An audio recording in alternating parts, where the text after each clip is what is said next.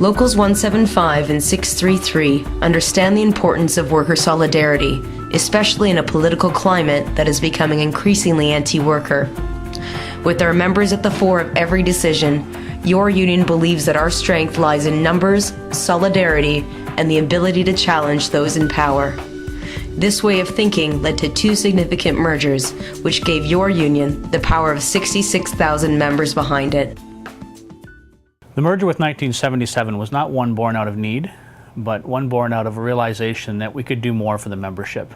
The leadership of 1977 and leadership of 175, through joint bargaining, learned a lot about each other and actually learned how much we do things alike and how much we think alike. And we realized the synergies that we could create by merging the 2 locals together and combining our resources. It's certainly been no secret that corporations are getting larger and larger, and their pockets are getting bigger and deeper. And it's really just a challenge. It's not one of survival, it's one of getting yourself ready for the future and what we believe the future is going to hold for us as a labor movement. Well, originally with the Zares Group, we sort of spawn out of an association. The worst part of associations are sometimes they're a tool that an employer will put in place to avoid getting actual real union in place. Because if you have an association, you're supposedly somewhat represented. Went to Labor Board, got rid of the association, and then formed a legitimate union going forward. That's how Local 1977 was created. So when you look at bringing the strength and the wherewithal of numbers together, it makes a lot more sense. If you're going to be eliminating crossover, making better use of your people, better use of your time, drawing the strengths together of 2 organizations. Change isn't easy necessarily, but when it's clearly of a view to provide better for the members that you represent, then it just makes way too much sense to not be doing that. The goal in cutting down or eliminating those crossovers is twofold. One is to improve the frontline servicing for those members, yet at the same time cutting costs for the local union to allow the local union to continue to provide good grievance settlements, good negotiations, training, education, so many things that we're able to do. The merger with the 11 locals of the Retail Wholesale Department Store Union and the Northern Joint Council, we certainly realized that we overlap each other in the Mid-North. We have units in the same towns that they have units, and we realized that we could do a lot better job for our members, the members of 175, by bringing in the members of the Northern Joint Council. The Northern Joint Council really was a product of, I wouldn't say a merger, but a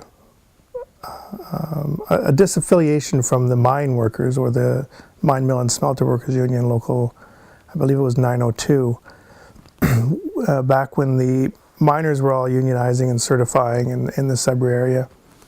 The retail workers decided they wanted a union in the workplace, and there was no union really set up for them, so local, or the Mine Mill and Smelter Workers created a local for them. But over time they realized that they just really wanted to focus on miners, and Local 902, I believe, was then shuffled out of the organization and on its own, and the RWDSU charter was brought up, and the beginning of the Northern Quebec Joint Board, or the Northern Joint Council.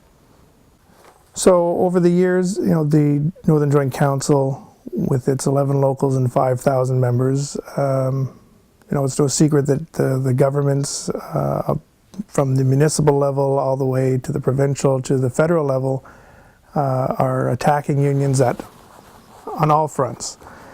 And when we started looking at how can we best serve our members and protecting them and protecting their interests and protecting their collective agreements, a merger was really the only way to go. And the merger is benefiting both the traditional RWDSU members and the UFCW members, where we can better service everybody.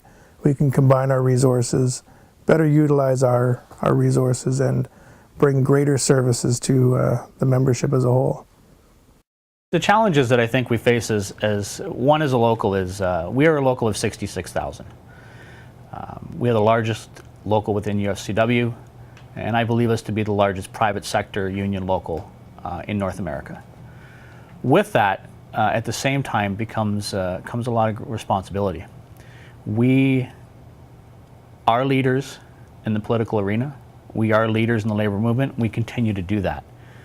The challenge for us going forward is going to be one of ensuring that we maintain all those services that are so important to our membership, react at the same time to the changing diversity within our province, and keep fighting the conservative right-wing agenda so that we can move forward with our membership. My goal would be to have a future history video.